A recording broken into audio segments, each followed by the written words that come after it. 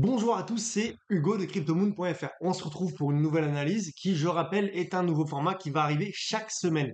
Analyse dans laquelle je vais parler évidemment des cryptos, du Bitcoin. Ne perdons pas une seconde, il y a beaucoup de choses à dire et on se retrouve de suite dans l'écran. Alors déjà, début septembre, on a un Bitcoin qui est venu aux alentours de 52 000 chercher la bande basse de Bollinger, mais également un niveau support qui, à 3 reprises, a résisté. Ce niveau, c'est celui-ci entre 55 000 et 52 000, avec bien sûr une mèche sur le gros crash de cet été à 49 000.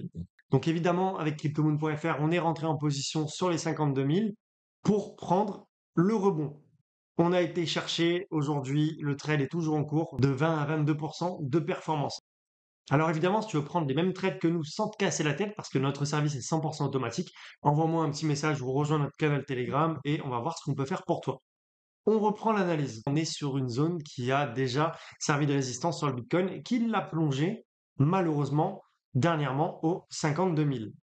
Alors, est-ce qu'il va se passer le même scénario?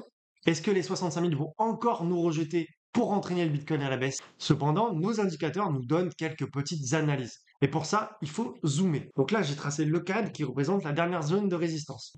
Parce que le trading, c'est pas magique, c'est que de l'analyse, eh bien, comme par magie, on a un Bitcoin qui commence à s'essouffler après être remonté de plus de 20% dans cette zone. Déjà, on le voit avec cette bougie, regardez cette bougie rouge qui montre un signe de faiblesse. Quand le corps de la bougie est plus petit que la mèche, eh bien, c'est que instantanément, quasiment, le prix a été racheté ou vendu.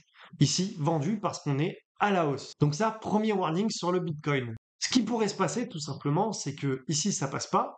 Tac, on est encore une bougie rouge ici. Et puis derrière, boum, breakout et on retourne chuter. On a également les moyennes mobiles qui montrent de l'affaiblissement et qui s'aplatissent. Une moyenne mobile qui s'aplatisse, c'est surtout en jour potentiellement un changement de tendance. Alors la tendance de fond pour moi reste haussière. Alors cependant, oui, on peut avoir des corrections. Le Bitcoin reste un actif tout de même volatile. Et donc, oui, pourquoi pas une rechute aux alentours de 56-57 000, voire si c'est pas violent, 60 000.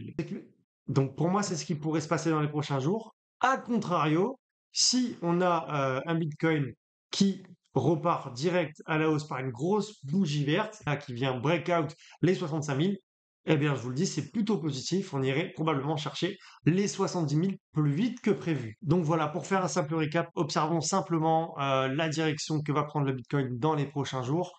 Si ça commence à chuter par là, par là, par là, eh bien, le scénario baissier temporaire, sans changer la tendance de fond, serait enclenché.